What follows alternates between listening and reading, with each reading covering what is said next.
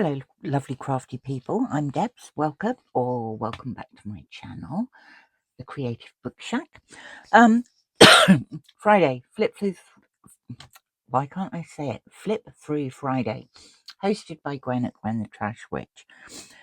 I've got a couple of things to show you, and they also tie in with JJ Madness, which is hosted by Susan at I Totally Love It.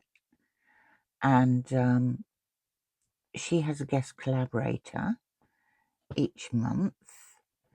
This month, if I can make my iPad work, this month her guest collaborator is Yvette from DC Art Doll Studio, and the subject is children's book.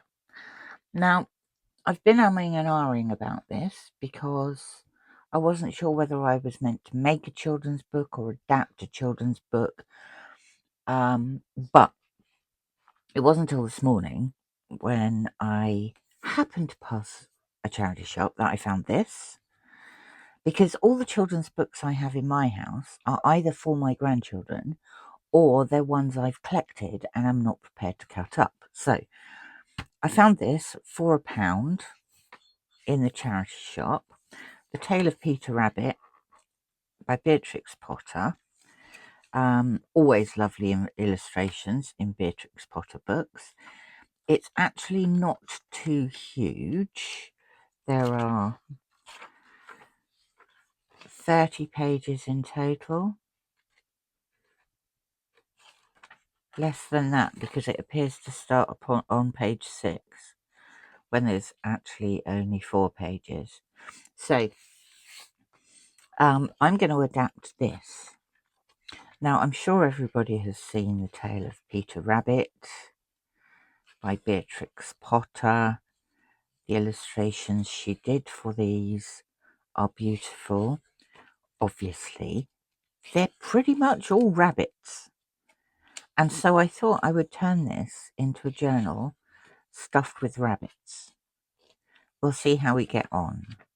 I've never adapted a book before to create a journal. So this is going to be a bit trial and error, I think, but I'm looking forward to doing it.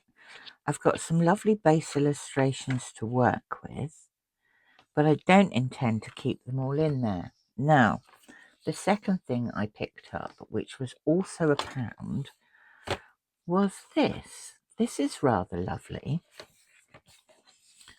This says photograph album with 6 matching photo frames.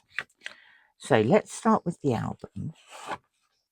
I fully intend to use this to store ephemera in at some point. But let's start with the album. Let's move that to one side. There's some very pretty illustrations in here, illustrated by Lucy Sue. And here you've just got lots and lots of frames with, it looks like you can put things in either side of the frame. I'm trying to work out how you get into them.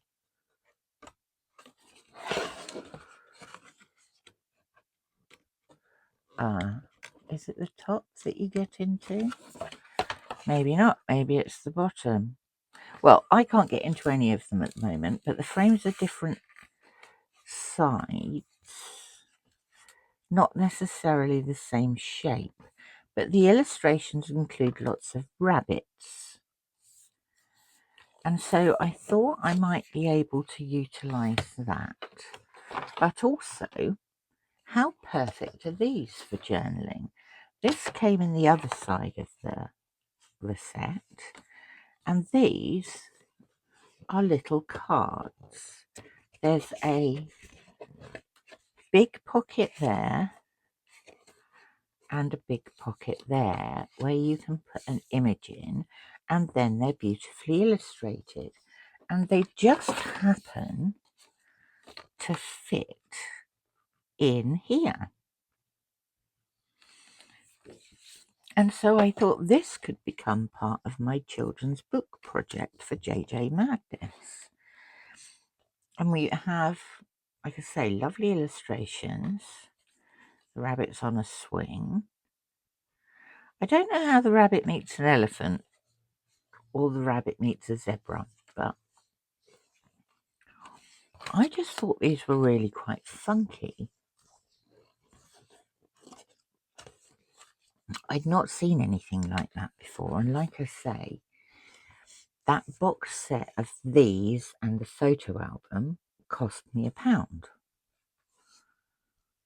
Gotta be worth £1, haven't they? But I can see me having some fun with these ready-made little folders. And also, I am saving them from going into trash.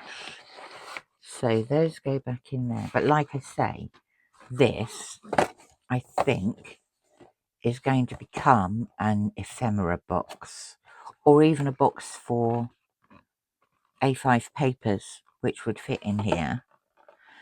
So I'm quite pleased with those. And it has now given me some inspiration for a children's book for JJ Madness for May, because I was a bit at a loss, to be honest with you. So there's my flip through Friday, and those are my plans for JJ Madness. I suppose I'd better get started this weekend because I've lost a week to thinking time already. Thank you very much for popping by. It's always lovely to see you, and I will speak to you again soon. Bye for now.